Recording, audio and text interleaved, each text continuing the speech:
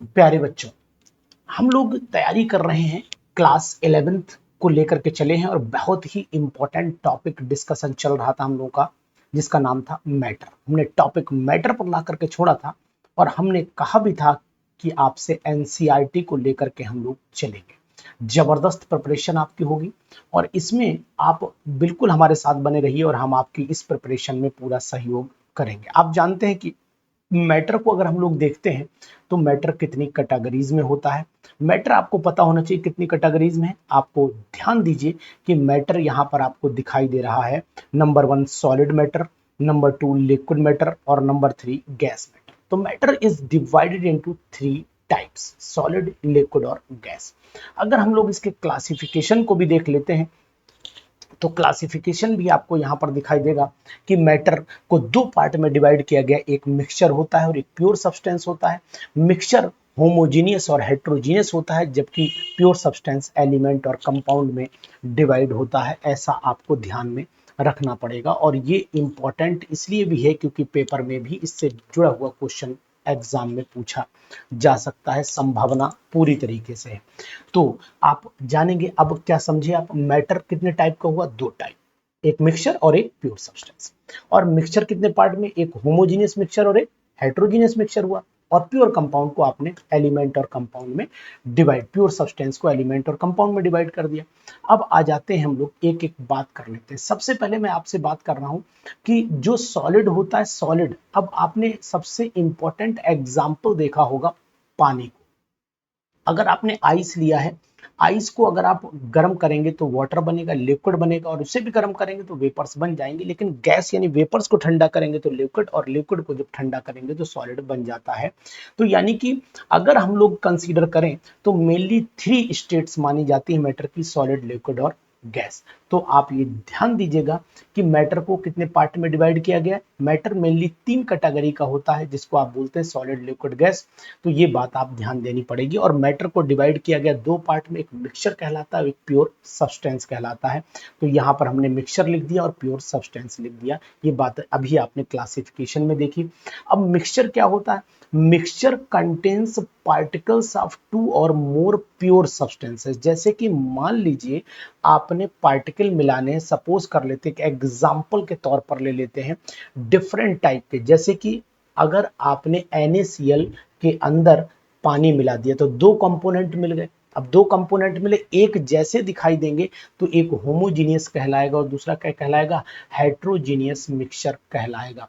अब होमोजीनियस और हेट्रोजीनियस में क्या डिफरेंस है वो भी आपको बताता हूं। आप ध्यान दीजिए कि many of the substances present around the mixtures, for example चीनी का पानी में सॉल्यूशन, एयर का वाटर में सॉल्यूशन, चाय जो आप घर पे चाय बनती है वो भी सॉल्यूशन है।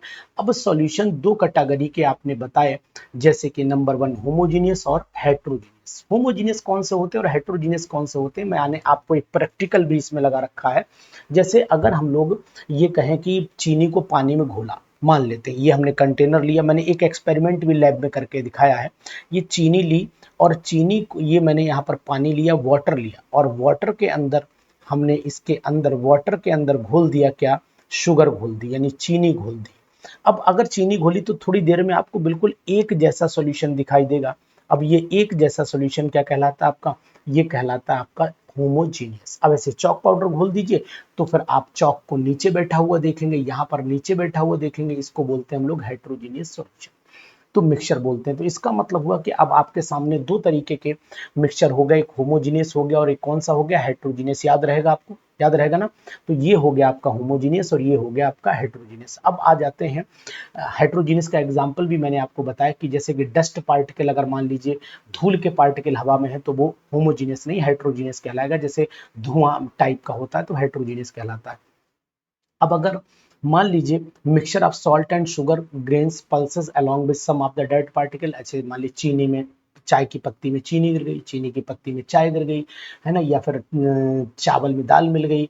इस तरीके के जो मिक्सचर है वो सब हेट्रोजीनियस कहलाते हैं, जिनको हम लोग अलग कर सकते हैं, नेकेड आई से देख सकते हैं, सेपरेशन पॉसिबल हो सकता है, ऐसा माना जाता है। अब आ जाइए प्योर सब्सटेंसेस। सर बहुत इंपॉर्टेंट है कि प्योर सब्सटेंस होते क्या है। प्योर सब्सटेंस वो होते हैं, प्योर सब्सटेंस वो होते हैं जिनमें, आप ध्यान दीजिएगा, pure substances are those substances in which only one type of the particles are present, one constituent particles are present. एक ही तरीके के पार्टिकल हो, जैसे कि अगर मान लीजिए आपने प्योर लिया तो कॉपर है तो कॉपर हो, सिल्वर हो तो सब सिल्वर हो, गोल्ड है तो सब गोल्ड है, वाटर है तो सब वाटर के ही मॉलिक्यूल हो, ग्लूकोज है तो सब ग्लूकोज के मॉलिक्यूल हो। ये सब प्योर सब्सटेंस में है। अब आप ध्यान दीजिएगा, जैसे ग्लूकोज के अंदर कार्बन, हाइड्रोजन और ऑक्सीजन एक फिक्स रेशियो में, फार्मूला पता है आपको? नहीं पता तो जानिए, ग्लूकोज का फार्मूला होता है C6H12O6। यानी कहने का मीनिंग है कि यहाँ पर ग्लूकोज का फार्मूला ये रखा हुआ है, ध्यान दीजिएगा। अब अगर हम लोग बात करते हैं कि वाटर का फार्मूला, तो आपको पता होना चाहिए H2O। यहाँ कार्बन कितने हैं? यहाँ कार्बन आपके 6 हैं। यहाँ हाइड्रोजन कितने हैं? यहाँ पर हाइड्रोजन आपके 12 हैं। यहाँ पर ऑक्सीजन कितने हैं? यहाँ पर 6 हैं। अगर हम लोग वाटर में बात करते हैं तो H यहाँ पर 2 हो गए, ऑक्सीजन यहाँ पर क्या हो गया? 1 हो गया। तो ये आपको ध्यान देना पड़ेगा, 1 मोल की बात यहाँ पर चल रही है। एक चीज और आपको नोटिस करनी पड़ेगी, एक चीज आपको और नोटिस करनी पड़ेगी, pure substance can further be classified into element और कंपाउंड। बहुत इंपॉर्टेंट है, बहुत प्यारी डेफिनेशन। एलिमेंट एक्चुअली में एक टाइप के एटम्स जिसमें हो वो एलिमेंट, तो element consist of only one type of atoms. ये आप लिख लीजिएगा ध्यान से। और ना पार्टिकल्स एग्जिस्ट, जैसे मान लीजिए सब कॉपर के एटम है तो सब कॉपर ही कॉपर होगा। तो ये चीज आपको ध्यान रखनी पड़ेगी। और कंपाउंड, उसमें डिफरेंस क्या होता है वो भी मैं आपको अगले पेज पर ले जाकर के बताऊंगा। यहाँ पर ये ध्यान देने वाली बात होगी। And water molecules from previous classes, ये आप नोट करिएगा कि देखिए यहाँ पर आपने ये चीज जानी कि आप वाटर और वाटर क्या है। अब जैसे एटम है, ये एटम और ये एटम, ये सब एटम आपको दिखाई, ये हाइड्रोजन एटम, ये ऑक्सीजन एटम, ये नाइट्रोजन एटम, ये कॉपर एटम, ये सोडियम एटम। जब एटम और एटम आपस में मिले तो क्या बना? मॉलिक्यूल बना। तो अगर आपने मॉलिक्यूल कंसीडर किया है तो बहुत सारे मॉलिक्यूल जब कलेक्ट हो जाते हैं तो वो कंपाउंड का फॉर्मेशन कर देते हैं। तो जरा डेफिनेशन पर आइए। डेफिनेशन कर रही, व्हेन टू और मोर atoms of different elements combine together in a definite ratio, the molecule of A compound is obtained. उस कंपाउंड का, कंपाउंड मतलब ग्रुप है मॉलिक्यूल का, उसका एक मॉलिक्यूल हमें मिल जाता है। जैसे कि O और O अगर आपस में कंबाइन कर रहे हैं तो क्या बन जाएगा? O2 बन जाएगा। और O2 एक मॉलिक्यूल है, जब बहुत सारे O2 मॉलिक्यूल मिलते हैं तो वो कंपाउंड बना देते हैं। The constituents of A compound can be separated into simpler substances by physical method से भी सेपरेट हो सकते हैं और केमिकल मेथड से भी सेपरेट हो सकते हैं। एग्जाम्पल के तौर पे कंपाउंड आर वाटर कंपाउंड है, अमोनिया कंपाउंड है, कार्बन डाइऑक्साइड कंपाउंड है, शुगर कंपाउंड है। तो molecules of water and carbon dioxide जो है वो रिप्रेजेंट ऊपर करके दिखाया गया है। तो ये चीज आपको ध्यान देनी पड़ेगी, इंपॉर्टेंट आपको मैं यहाँ पर बता रहा हूँ, बहुत ही जबरदस्त है, आपको ये नोट कर लेना चाहिए। ठीक है, आगे हम लोग कंटिन्यू कर लेते हैं इसी तरीके से। अब आप ये बताइए कि प्रॉपर्टीज मैटर की दो तरीके की, अब आपको याद हो गया। जैसे अगर आपसे कहा जाए कि कार्बन क्या है, बोले साहब कार्बन एटम है। कार्बन क्या है? एटम है। लेकिन बहुत सारे एटम जब आपस में इकट्ठे हो जाएंगे तो उनको हम लोग क्या, कार्बन को एक पर्टिकुलर एलिमेंट भी बोल सकते हैं। तो एलिमेंट के अंदर सब कार्बन ही कार्बन होंगे। CO2 क्या है? एक मॉलिक्यूल है। और जब CO2 मॉलिक्यूल बहुत सारे इकट्ठे हो जाते हैं तो वो कंपाउंड का रूप ले लेते हैं। तो यानी कि कंपाउंड के अंदर एक डेफिनेट रेशियो होता है मॉलिक्यूल्स के अंदर एटम्स का, ये बात आपको ध्यान देनी पड़ेगी। अब ये बात बताइए, फिजिकल और केमिकल प्रॉपर्टीज अगर आती हैं तो प्रॉपर्टीज में बात कर लेता हूं मैं। यहाँ ध्यान दीजिएगा, फिजिकल प्रॉपर्टीज भी होती हैं और एक केमिकल प्रॉपर्टीज भी होती है। फिजिकल प्रॉपर्टीज से कलर की बात करें, मेल्टिंग पॉइंट, बॉइलिंग पॉइंट, ये सब फिजिकल है। केमिकल में इसका रिएक्शन का कैटेगरी क्या होगी, कंपोजिशन क्या होगा, रिएक्टिविटी क्या होगी, ये सब केमिकल प्रॉपर्टीज में चली आती है। तो फिजिकल प्रॉपर्टीज जो होती हैं वो हम ऐसे कह सकते हैं कि एक कंपोजिशन के हिसाब से चलती है और मेजरमेंट इनका हो जाता है। लेकिन केमिकल प्रॉपर्टीज जो है वो केमिकल चेंज के आधार पर चलती हैं। जबरदस्त है, आपको ध्यान देना पड़ेगा, ये आपको ध्यान देना पड़ेगा, वेरी वेरी इंपॉर्टेंट। अब आते हैं नेक्स्ट टॉपिक पर। अब यहाँ जाइए, मेजरमेंट ऑफ फिजिकल प्रॉपर्टीज को नापते कैसे, मापन कैसे होता है, हाउ कैन यू मेजरमेंट इसका कैसे होगा। तो मेजरमेंट की अगर हम लोग बात करते हैं तो मेजरमेंट में चले आते हैं। अब यहाँ आते हैं हमारी यूनिट। अब आप सबसे पहले आपको ये याद रखना है कि अगर यहाँ पर नोट किया जाए तो कितनी इंपॉर्टेंट आपकी जो फिजिकल क्वांटिटीज कितनी है, फिजिकल क्वांटिटीज कितनी, पहली एक लेंथ है, फिर mass, time, length mass time, electric current, thermodynamic temperature, amount of substance, luminous intensity. इनको रिप्रेजेंटेशन आपसे पूछा जा सकता है कि लेंथ को एल से रिप्रेजेंट करते हैं, यहाँ एम से, और उसके बाद है आप चले आइए, इसके बाद आप टी से, फिर आई से, टेम्परेचर को, थर्मोडायनेमिक्स को कैपिटल टी से, अमाउंट ऑफ सब्सटेंस को मोल एन से, और ल्यूमिनस इंटेंसिटी को आई वी से रिप्रेजेंट करते हैं। ये ध्यान दीजिएगा, बहुत ही इंपॉर्टेंट प्रॉपर्टी है, पूछी जाती है कि लेंथ को किससे रिप्रेजेंट बताओगे, एल। अब यूनिट, एसआई यूनिट क्या है, एसआई यूनिट इसकी मीटर है, मास की यूनिट क्या है, किलोग्राम है, इसकी क्या है, सेकंड है, ये एम्पियर है, ये केल्विन है, ये मोल है, और ये कैडिला है। इनका रिप्रेजेंटेशन भी तो इस पर इंपॉर्टेंट लगा लो, पेपर में पूछा जा सकता है आपसे कि लेंथ की एसआई यूनिट क्या है, तो आप मीटर बताओगे। आपसे पूछा जाए मास की यूनिट क्या है, आप किलोग्राम बताओगे। आपसे पूछा जाए टाइम की यूनिट क्या है, आप सेकंड बताओगे। आपसे पूछा जाए इलेक्ट्रिक करंट की यूनिट क्या है, आप एम्पियर बताओगे। थर्मोडायनेमिक्स के बारे में पूछा जाए क्या बताओगे कि भाई केल्विन है, अमाउंट मोल है, ल्यूमिनस इंटेंसिटी कैडिला है। तो ये सब आपको बेटा याद करने पड़ेंगे और याद रहने भी चाहिए, क्योंकि ये सब चीजें बहुत इंपॉर्टेंट होती हैं एग्जाम के लिए। अब आ जाते हैं हम लोग, अब एक चीज आप जानिए कि अभी मैंने जो आपको बताई है कि इन सब की आपको डेफिनेशन भी पता होनी चाहिए, जिसके बारे में अभी हम लोग बताएंगे। ठीक है, सबसे पहले आपको बताते हैं कि हमेशा ये वैल्यू आपको पता रहे, कम से कम जो गिनती है मल्टीपल्स वो याद रहे। जैसे नंबर 1 आपको याद रखना चाहिए कि 10 raise to the power minus 10 raise to the power minus 15 को हम क्या बोलते हैं, फेम्टोमीटर बोलते हैं। तो यहाँ फेम्टोमीटर आपको याद रहना चाहिए। पिकोमीटर, नैनोमीटर, तो नैनो, पिको, फेम्टो, ये कम से कम 3 याद रहे। उसके बाद माइक्रो भी जरूर याद रहना चाहिए। माइक्रो के बाद आपको, मतलब ये बहुत कॉमन यूज होने वाली है, तो यानी 1 मीटर में अगर आपसे पूछा जाए 1 मीटर में कितने फेम्टोमीटर होते हैं, तो 1 मीटर बराबर 10 raise to the power minus 15 fermimetre या femtometre. 1 metre is equal to क्या होता है, 10 raise to the power minus 12 picometre होता है। ध्यान दीजिएगा, 12 पिकोमीटर होता है। तो ये चीज आपको ध्यान देना है कि ये मीटर्स और पिकोमीटर्स में चलती है। तो अगर कोई आपसे कहे 10 raise to the power minus 15 metre क्या है, तो 1 पिकोमीटर के बराबर होगा। ऐसे बोले तो ज्यादा बेटर रहेगा, ऐसे बोले तो ज्यादा बेटर रहेगा। मैं कहूँ कि 10 raise to the power minus 15 metre is equal to 1 picometre, ऐसे बोलिए, वो थोड़ा सा बेटर नहीं है तरीका। तो अगर आपको यहाँ पर बोलना है तो मैं आपको यहाँ पर लिख करके दिखाता हूँ एंगस्ट्रॉम। जैसे यहाँ पर मैं लिख करके आपको दिखाऊं, 1 picometre is equal to 10 raise to the power minus 15 metre. 1 nanometre is equal to 10 raise to the power minus 9 metre, ऐसे बोलिए, है ना। 1 angstrom is equal to 10 raise to the power minus 10 metre, ऐसे बोलिए।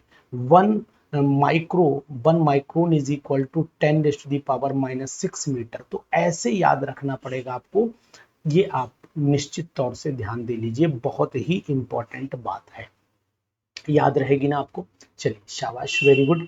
अब इसके बाद हम लोग बात कर लेते हैं कि मास जो होता है, मास और वेट में डिफरेंस हमेशा पूछा जाता है पेपर में, मास और वेट में क्या डिफरेंस है। तो mass is the amount of matter presented, यानी कितना अमाउंट है उस मैटर का। ठीक है, अमाउंट ऑफ द मैटर। जैसे कि अगर मान लो हम बाजार में जाते हैं, एक बंद गोभी हमने खरीदी, है ना, बंद गोभी, तो बंद गोभी का जो अमाउंट है, जो मैटर है उसके अंदर, वो उसका मास है। लेकिन जो वजन करके लाए, मान लो 1 किलोग्राम लाए हैं खरीद के, तो वो उसका वेट होगा।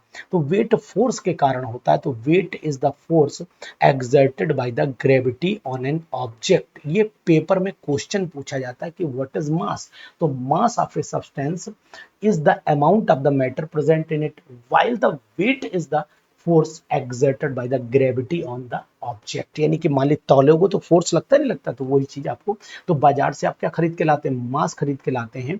कारण यह है कि उसने ग्रेविटी, इधर 1 किलो का वजन रखा, 1 kg रखा और इधर भी आपका 1 kg का बंद गोभी, तो दोनों न्यूट्रलाइज कर दिए ना, तो आपने मास लेकर के आए हैं, वेट लेकर के घर पर नहीं आए हैं, ये बात ध्यान दीजिएगा। The mass of the substance can be determined accurately in the laboratory by using the analytical balance. Analytical balance आपने देखा होगा, दिखा भी देते हैं, हम उसको मास को पता कर सकते हैं। तो अब ये भी ध्यान रहे कि 1 किलोग्राम में 1000 ग्राम भी होते हैं, ऐसा भी आपकी जानकारी में रहना चाहिए। बहुत ही जबरदस्त, बहुत ही इंपॉर्टेंट है। 11th क्लास आपका बहुत फंटास्टिक हो जाएगा। अब ये पेन है, ये इसको एनालिटिकल बैलेंस बोलते हैं। ये जो बीच में पॉइंट होता है, इसको मैं आपको एक दिन लैब में दिखा, इसे बीम रिलीज बोलते हैं। यहाँ पर एक पेन का रिलीज होता है, ये लेबल करने वाले स्क्रू होते हैं। ये पेन आपके हिसाब से लेफ्ट होगा, ये वाला आपका राइट पेन होगा, बीच में पॉइंटर होगा, ऊपर बीम होगी, यहाँ पर राइडर और राइडर को आगे पीछे बढ़ाने के लिए नॉब भी लगी होती है। इसका मैं एक्सपेरिमेंट करके आपको लैब में दिखा दूंगा, तो वो आपको याद रहेगा। ध्यान दीजिएगा, बहुत ही इंपॉर्टेंट है, ठीक है। चलिए, इसके बाद हम लोग बात कर लेते हैं। एक क्वेश्चन भी बहुत आता है, इंपॉर्टेंट है, कि अगर हम लोगों के पास डिग्री सेल्सियस में दिया है टेम्परेचर, पहले एक तरफ से चलते हैं, पहले आप इधर आ जाइए, इधर, ये इसे हम लोग, आपको पता है क्या बोलते हैं, इसे हम लोग ब्यूरेट बोलते हैं। लैब में देखा होगा, मैं आपको दिखा दूंगा, ये ब्यूरेट है। ये आपका क्या है, पिपेट है। ये ग्रेजुएटेड सिलेंडर है, और ये आपका वॉल्यूमेट्रिक फ्लास्क है या मेजरिंग फ्लास्क इसे बोलते हैं। ये लैब में आप देख लीजिएगा, ये सब लैब में उपस्थित रहते हैं, और मैंने कई बार एपरेटस को दिखाया भी है लैब के अंदर, ठीक है। चलिए, डेंसिटी क्या होता है, density is equal to mass upon volume. ये फार्मूला याद करना, तो density of a substance is its amount of the mass per unit volume. यानी एक यूनिट वॉल्यूम में कितना मास है, वो उसकी डेंसिटी कहलाती है। ये बात आप नोट करके रखिएगा। और दूसरी चीज आपको बताएं, टेम्परेचर क्या है। टेम्परेचर टेम्परेचर एक्चुअली में ये कॉमन स्केल है, मेजरमेंट है किसी भी हॉटनेस को पहचानने का, या तो डिग्री सेल्सियस में, या फ़ारेनहाइट में, या फिर केल्विन में भी होता है। तो अब आपको नापने के लिए चाहिए बहुत ही जबरदस्त इसका फार्मूला, और फार्मूला आपको बताने की कोशिश करूंगा कि अगर डिग्री सेल्सियस में दिया है, ध्यान देना, डिग्री सेल्सियस में दिया है, तो इसमें 273.15 ऐड कर दो, ये केल्विन में आ जाएगा, यानी इसमें जोड़ देना है। और यहाँ पर क्या कर देना, केल्विन में दिया है तो -273.15 कर दो, डिग्री सेल्सियस में कन्वर्ट हो जाएगा। तो आप जानिए, अगर मान लो डिग्री सेल्सियस में दिया है, तो आप उसे कन्वर्ट करना है केल्विन में, तो 273 राउंड फिगर में 273 जोड़ दीजिए, और अगर आपको कन्वर्ट करना है केल्विन को डिग्री सेल्सियस में, तो 273 घटा दीजिए, ठीक है। अब एक फ़ारेनहाइट स्केल है, जो आपने थर्मामीटर में देखा होगा, तो फ़ारेनहाइट स्केल का formula F is equal to 9/5 degree Celsius से मल्टीप्लाई और 32 इसमें जोड़ दो, तो 9/5 डिग्री सेल्सियस प्लस 32 याद रखना, आपको फ़ारेनहाइट में कन्वर्ट। जैसे मान लो आपकी बॉडी का टेम्परेचर 30 डिग्री सेल्सियस होता है, 30 डिग्री तो 37 डिग्री सेल्सियस होता है, इसे फ़ारेनहाइट में कितना निकालेंगे, तो आप क्या करेंगे, इसको फ़ारेनहाइट में कन्वर्ट करने के लिए आप क्या करिए, यहाँ पर F is equal to 9/5 into 37 plus 32 कर दीजिए, इनको जोड़ लो, 5 सत्ते 35, ठीक है, 5 सत्ते 35 और 5 चौको 20, अब 9 चौक 36 हो गया, 9 सत्ते 63 और 3 66 हो गया, 63 और 3 66, ये हो गया, और प्लस इसमें 32 जोड़ दो, तो ये आपका 9 कितना आ जाएगा, ये आपका आ जाएगा 32 जोड़ो तो ये 9 हो गया, ये 8 हो गया, ये 0.6, यानी आपकी बॉडी का जो टेम्परेचर होता है वो फ़ारेनहाइट होता है, कितना, 98.6 फ़ारेनहाइट होता है। ये बात आप ध्यान दीजिएगा, इंपॉर्टेंट है। केल्विन में हम लोग यहाँ डिग्री नहीं लगाते हैं, और डिग्री सेल्सियस में हम लोग डिग्री लगाते हैं, ये बात ध्यान देना। फ़ारेनहाइट कितना होगा, ये हमारे पास में हो जाएगा 9/5 डिग्री सेल्सियस में वैल्यू पुट कर देना, ऑटोमेटिकली आपका आंसर यहाँ पर आ जाएगा। बहुत ही इंपॉर्टेंट है, इंपॉर्टेंट याद रखना। इसके बाद आपको याद रखना पड़ेगा, एक केल्विन स्केल होता है, एक आपका सेल्सियस स्केल होता है, एक फ़ारेनहाइट स्केल होता है, और इसी के साथ साथ आपको कुछ ऐसी चीजें भी जानकारी में रहनी चाहिए जो आपके लिए बहुत इंपॉर्टेंट बन जाती हैं। अब हम लोग बात कर लेते हैं आज बहुत ही इंपॉर्टेंट टर्म की। देखो, एक चीज आपको और बता देते हैं कि अगर कुछ भी स्टैंडर्ड वैल्यू है, रेफरेंस यहाँ दिया है, रेफरेंस स्टैंडर्ड, कि कभी भी कोई भी चीज स्टैंडर्ड जब ली जाती तो किसी के साथ में उसकी वैल्यू को कंपेयर किया जाता है, ठीक है। अब हम लोग बात कर लेते हैं सिग्निफिकेंट फिगर की। चलिए आ जाते हैं एक एक। अब देखिए आपको मैं दूसरे टॉपिक से पढ़ाता हूँ सिग्निफिकेंट फिगर। आखिरकार नोटेशंस क्या होते हैं, साइंटिफिक नोटेशन होता है हमारा सिग्निफिकेंट फिगर। तो इसको मैं सिग्निफिकेंट फिगर्स को दूसरे टॉपिक में लेकर के चलूंगा। तो सिग्निफिकेंट नोटेशन आखिरकार होता क्या है, पहचानते कैसे हैं, इसको मैं अलग से आपको पढ़ाऊंगा। अब ये सिग्निफिकेंट फिगर पेपर में पूछी भी जाती हैं और एक एक करके मैं सब आपको एक्सप्लेन भी कर दूंगा। तो बहुत सारी सिग्निफिकेंट फिगर्स हैं, उनको एक्सप्लेनेशन में आपको एग्जाम्पल के साथ में समझाने की पूरी कोशिश करूंगा, ठीक है। तो ये सिग्निफिकेंट फिगर के लिए आप हमारी अगली वीडियो में रहिएगा। कारण ये है कि मैं आपको बताने की कोशिश करूंगा, जब तक आप इतना पढ़ेंगे मैं सिग्निफिकेंट फिगर पर आपको अलग से, इससे नहीं अलग से वीडियो आपको बना करके देता हूं। तो नेक्स्ट वीडियो का आप इंतजार करिए जिसका नाम है सिग्निफिकेंट फिगर, ठीक है। जब तक आप इसे पढ़िए।